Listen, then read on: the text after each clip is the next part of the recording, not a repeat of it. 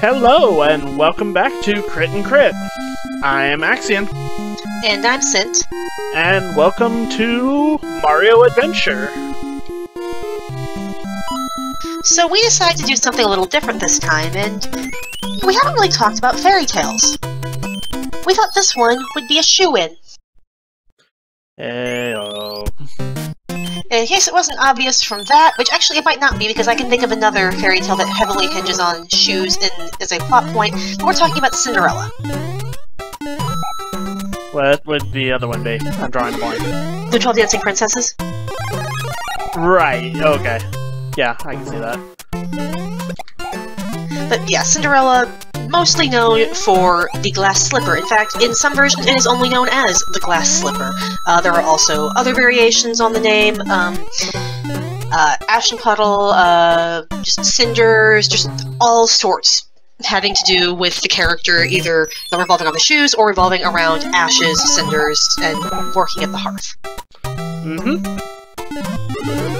So, as this is a little bit different to our usual fare, the basic plot will be the same, but there are so many variations that it kind of bears looking into just how many of them there have been over the years, because when it comes to fairy tales, it's really hard to say I have an original tale. I mean, there are plenty of fairy tale archetypes out there, and Cinderella has actually, from my brief research into this episode, there's actually a version that goes all the way back to ancient Greece. The ancient Greek story of, I'm sure I'm mangling this because I'm not good at most languages, Rhodope, a Greek courtesan living in Egypt whose name means rosy cheeks. When she was bathing, an eagle snatched one of her sandals from her maid and carried it to Memphis. I always forget there's an Egyptian Memphis and have a very different connotation as a 21st century American. Which is not helped by the fact that the summary continues, while the king, thank you very much, was administering justice in the open air, the eagle, when it arrived above his head, flung the sandal into his lap, and the king, stirred by both the beautiful shape of the sandal and the strangeness of the occurrence, sent men in all directions to find the woman who owned the sandal. So, that one's different than many of the others because I don't think there's much mention of her being a servant, other than the fact that she is a courtesan, which is a much higher class rank than most servants would be. There's a couple other versions of that from around the same era. There's one that comes back, Aspasia of Phocaea. I'm sure I'm pronouncing that wrong. Probably. Yep. Lost her mother in early childhood and raised by her father. Despite living in poverty, has dreamt of meeting a noble man. As she dozes off, she has a vision of a dove transforming into a woman who instructs her on how to remove a physical imperfection and restore her own beauty. In another episode, she and other courtesans are made to attend a feast hosted by Persian regent Cyrus the Younger. During the banquet, the Persian king sets his sights on Aspasia herself and ignores the other women, so we have a ball in that one which wasn't present in Rosy Cheeks. Oop. Yep. I did not want to go back into the level. Oh well. That's what you get turtled. I did that on purpose. The 12th century AD, I cannot pronounce that, Lie? The lyrical narrative poem, I'm not familiar with that one, bad English teacher, of La Fresne, the Ash Tree Girl. It's a variant of the Cinderella story in which a wealthy noblewoman abandons her infant daughter at the base of an ash tree outside a nunnery with a ring and brocade as tokens of her identity, because she is one of twin sisters. So apparently, I'm looking at Wikipedia for these older variations, of which I'm not very familiar.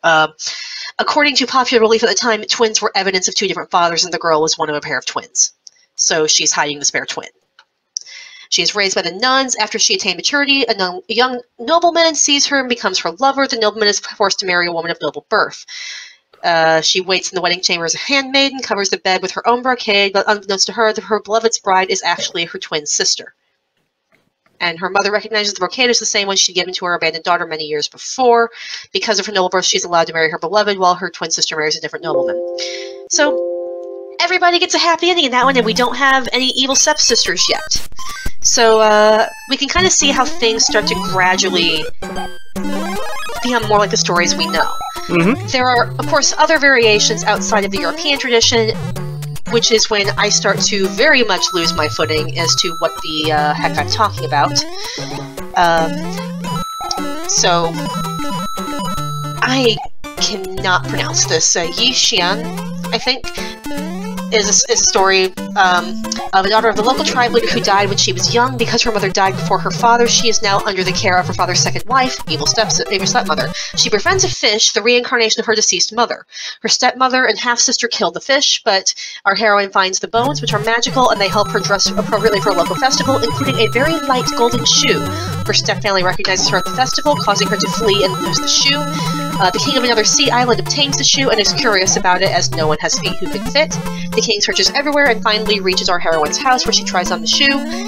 The king realizes she is the one, takes her to his kingdom. Her cruel stepmother and half-sister are killed by flying rocks. So we have our evil stepfamily who are killed by a deus ex machina for being evil. So those are several of the other variants. I know there are more. I believe there's at least a few in Arabian Nights, which it's been a long time since I've read. And there's a lot of stories in there to keep track of. But the ones that we're, I think, most familiar with are from the mid to late 1800s. Specifically, the Charles Perrault and the Brothers Grimm versions.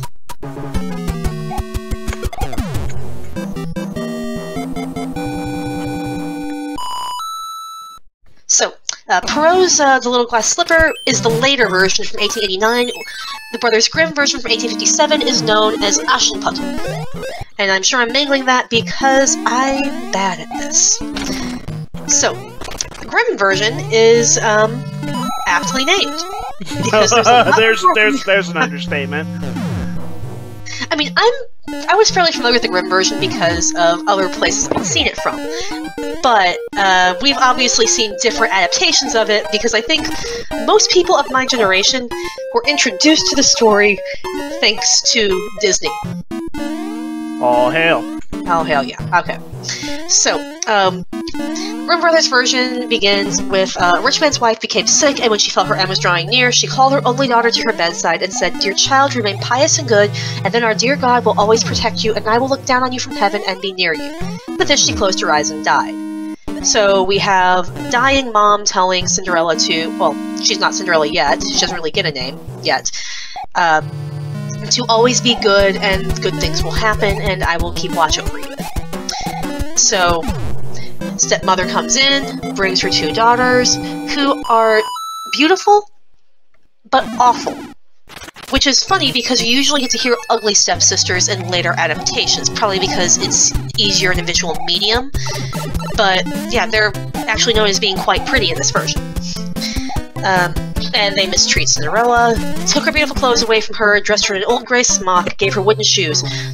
And since she's always covered in ashes and cinders, she's now named Cinderella. And, well, in the Grimm version, her father is still around and doing absolutely nothing to stop this. So, you know, Father of the Year, right up there with Gregor Samsa's dad.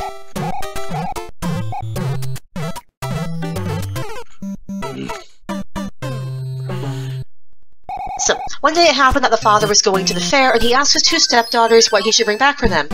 They want dresses and jewelry. Cinderella, what do you want? The first twig that brushes against your hat on the way home. So, he gives her a stick. Cinderella thanks him, goes to her mother's grave, plants the branch, and it grows into a beautiful tree. She goes to the tree every day, weeps and prays at it. A white bird comes to the tree every time, and whenever she expressed a wish, the bird would throw down to her what she had wished for. So in the Grimm version, we do not have our fairy godmother that we've basically come to know. We have a dove that is probably her mom's spirit.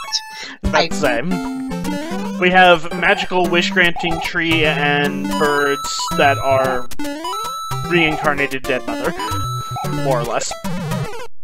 That was a bad idea. Now you can reincarnate and be a dead mom. Mom Rio. Don't give the weird fanfic more ideas. I mean, is it really that weird with the Bowser crown? I mean, no.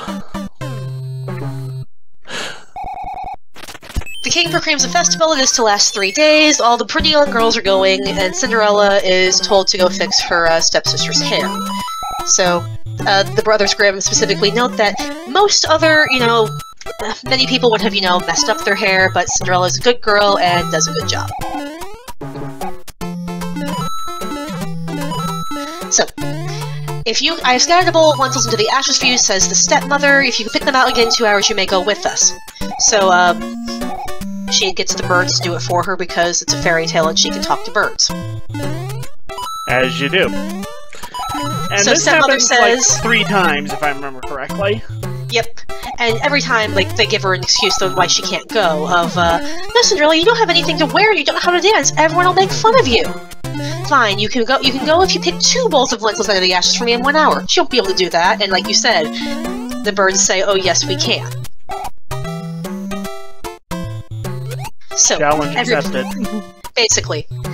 So, stepmother finally says, it's no use, you're not coming with us, you don't have anything to wear, you don't know how to dance, and you would embarrass us. And they leave before she can ask again. Cinderella waits for them to leave, goes to her mother's grave, shake and quiver little tree, throw gold and silver down to me. And the bird throws down a gold and silver dress and slippers embroidered with silk and silver. So she quickly gets dressed and goes to the festival. No one recognizes her because she's clean. The prince approaches her, takes her hand, and says, no, I'm dancing with her and nobody else. So, yeah, the prince waited until her father came, and he also told him that the unknown girl had jumped into the pigeon coop. The old man thinks, could it be Cinderella? So, they take apart the chicken coop, see Cinderella lying in the ashes in her dirty clothes, because no one's in the pigeon coop, because she's faster than that. So, yeah. Cinderella knows she has to keep this a secret, because, well, it's not like her dad's given her any support over the years, because, again, father of the year. So she repeats the process. Stepmother and stepsisters leave. She goes to mom's grave to get her pretty clothes, goes to the festival, dance party, prince comes looking for her, can't find her.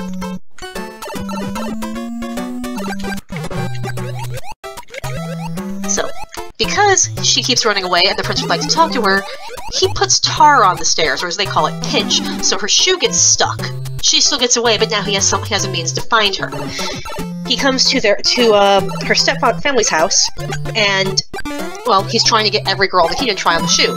Stepsisters have feet that are much too large, but they want to be the princesses, and their stepmother encourages them to cut off part of their feet so they'll fit in the shoe. To the point of literally handing them the knife. Yep. So, it works, it works. And he starts riding off, and then the birds are like, dude, there's blood in the shoe! And then he says, yeah, you lied to me, you're not the true bride, I'll take you back. Birds. Yes, narc birds. And then they finally produce Cinderella, and it fits, and she gets to be the princess.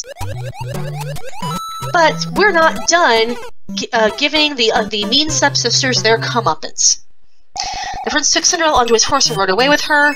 The birds flew down and put on Cinderella's shoulders and remained there. And when the wedding with the prince was to be held, the 2 false sisters came, wanting to gain favor with Cinderella and to share her good fortune, because honestly, Cinderella is nice enough that she probably would have, at least gone a little bit easy on them. The birds do not share this. When the bridal couple walked into the church, the older sister walked on their right and the younger on their left, and the pigeons pecked out one eye from each of them. Afterwards, as they came out of the church, the older was on the left and the younger on the right, and the pigeons pecked out the other eye from each of them. And thus, for their wickedness and falsehood, they were punished with blindness as long as they lived. And note they both already have mutilated feet on top of this. Ah, for the love of... And then there's the Perrault version, which came on about 30 years later, and I think is probably the closest version to what we see in the more modern... That was short-lived. Yeah. So, to kind of explain, I normally play with an Xbox controller plugged in via USB. Unfortunately, the NES emulator I am using does not seem to recognize the D-pad on that controller. So, and the joystick doesn't seem to like to be recognized in the down position.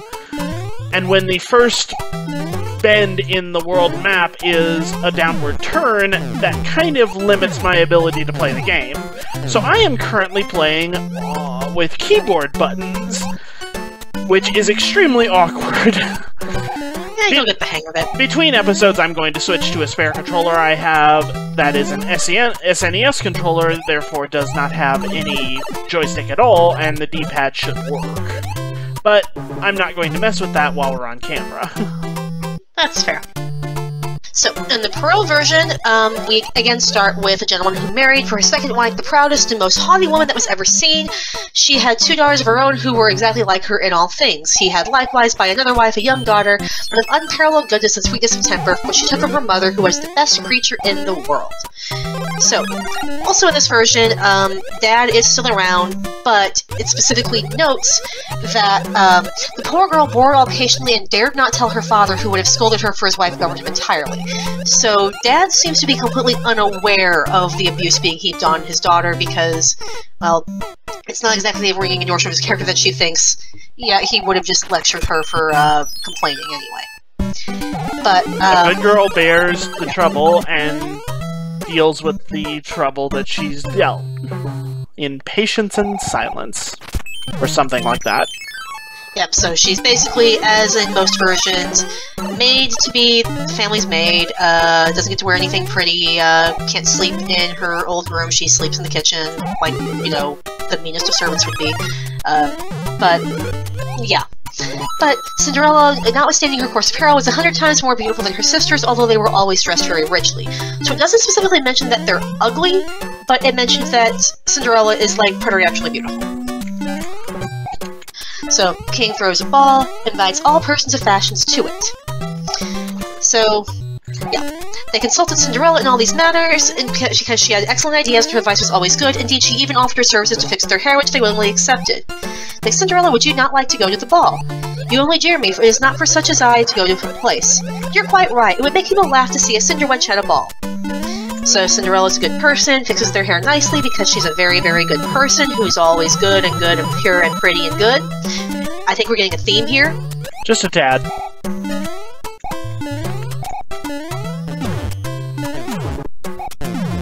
Yeah, her godmother, who saw her all in tears, asked what was the matter.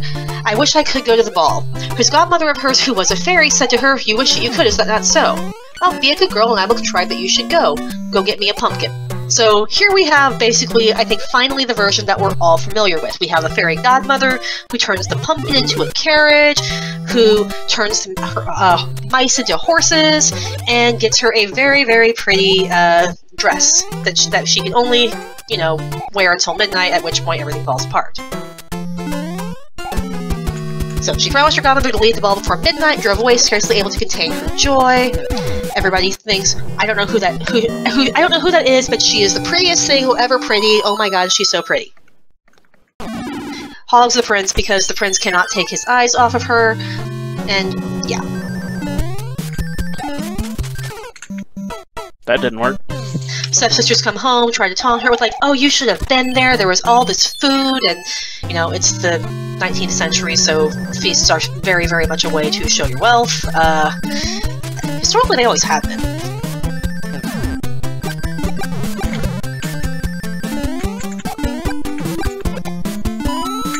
So, next day, still a ball, goes back even fancier. Prince is completely enamored with her, completely loses track of time. It's midnight, she panics, runs away, loses the shoe. So, yeah. The guards at the gate were asked if they'd seen a princess go out. Nope, just a young girl, very shabbily dressed, who looked more like a poor country wench than a gentlewoman. So, yeah. The prince begins looking for her, trying to find who fits the shoe, eventually finds her. This is the first version of, well, where we have this hunt and the fact that the stepsisters do not mutilate their feet, which is a nice change. But instead, like, as soon as they realize it's her, beg her forgiveness for mistreating her all these years. Cinderella hugs them because embodiment of purity, you know how it goes. Gets married, is to be the princess. The moral: beauty in a woman is a rare treasure that will always be admired. Graciousness, however, is priceless and of even greater value. This is what Cinderella's godmother gave to her when she taught her to behave like a queen. Young women, in the winning of a heart, graciousness is more important than a beautiful hairdo. It is the true gift of the fairies. Without it, nothing is possible. With it, one can do anything. Another moral. Without doubt, it is a great advantage to have intelligence, courage, good breeding, and common sense. These and similar talents come only from heaven, and it is good to have them. However, even these may fail to bring you success without the blessing of a godfather or godmother. Which, I'm not sure if I meant to read it the way I am, but that sounds like you can have all the best qualities in the world, but it's meaningless without nepotism. I mean, it's not that much different from the Grimm version, where she only gets by because her mom's spirit and or reincarnated form in the birds and or tree give her everything she needs. Yes, but I'm actually reading the morals written out under the story. This is not my interpretation. I know. I'm just saying, it's kind of in the same ballpark. I don't know, because like the Grimm version very much went with the first moral that the Perrault version did, which is just be a good and kind person and good things will happen to you, and if you are an evil person, birds are going to peck out your eyes. The Perrault version outright says it's better to be gracious and kind than it is beautiful. But then it also says it's good if you're smart and have common sense and all this stuff, but you can have all this stuff and still get nothing if you don't have a godfather or godmother to hook you up. So, you know, there's maybe not the best message to be taken from all versions of Cinderella. Then, of course, like, we have the Disney version, which is very, very similar to the Perrault version in many ways, though I believe her father is outright out of the picture there, so they don't have to worry about the awkward question of, but why is Dad being a terrible parent? Yeah, if I remember correctly, in that version, Dad is killed off, shortly after he remarries. Which, yeah, as you said, nicely sidesteps... Oh, what just hit me? Nicely sidesteps the issue of why is Dad tolerating stepmom putting Cinderella through hell. Cinderella. Oh, I'm sure there has already been a parody version with a name. Especially after the MCU happened.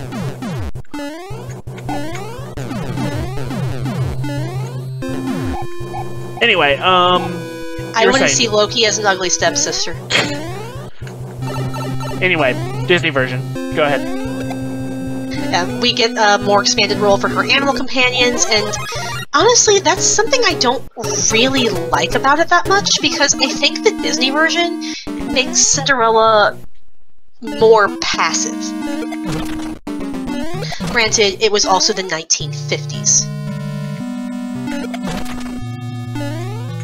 Because, Cinderella here has actively done all of these things to, you know, try and get to go to the ball, try and make something of her better of her life, and so on and so forth. In the Disney version, a lot of the problem-solving that comes her way happens because of the mice. If I remember rightly. It's been a long time since I've watched the cartoon. I would have to go rewatch it myself to be certain. But I do remember there are a lot of scenes that are all about, let's go, take stuff that her sisters don't want anymore and use it to make the new dress, and, which then gets shredded and she has to go do it the magic Deus Ex Machina anyway. Right. And, yeah, obviously, since it's a Disney version, we do not go with the Grimm version of the, this shoe doesn't fit until I cut it. Because, that would be, psychotic.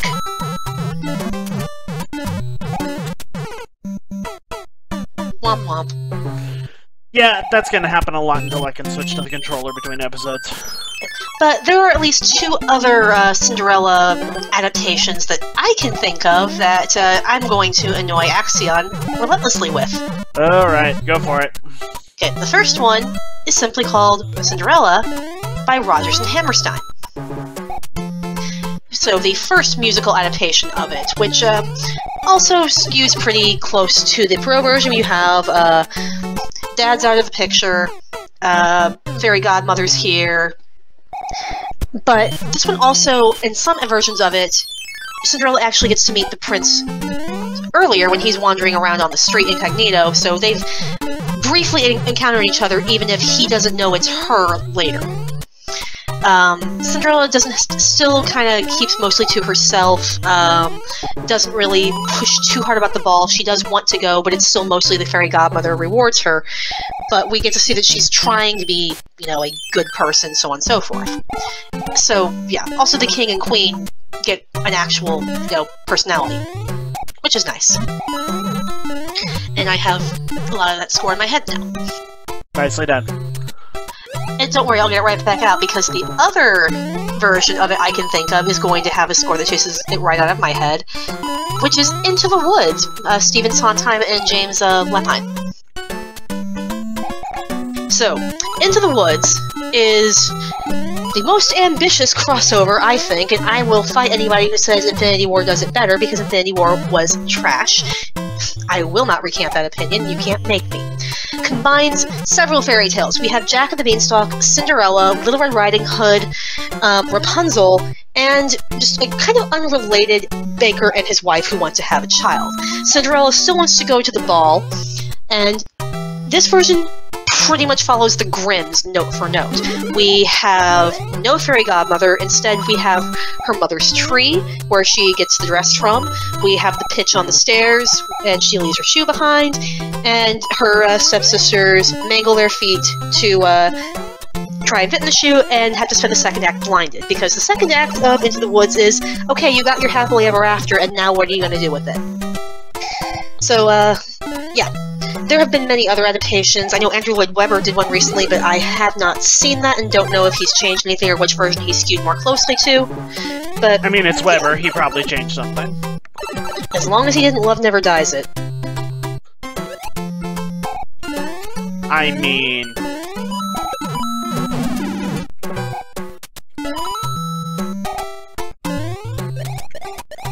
But yeah, that's our basic rundown of Cinderella in many common variations of it. So, I don't really know what else to say right now. Other than, dodge. It'll be much easier with a controller. Fairy Godmother Piccolo is displeased. Later! See ya!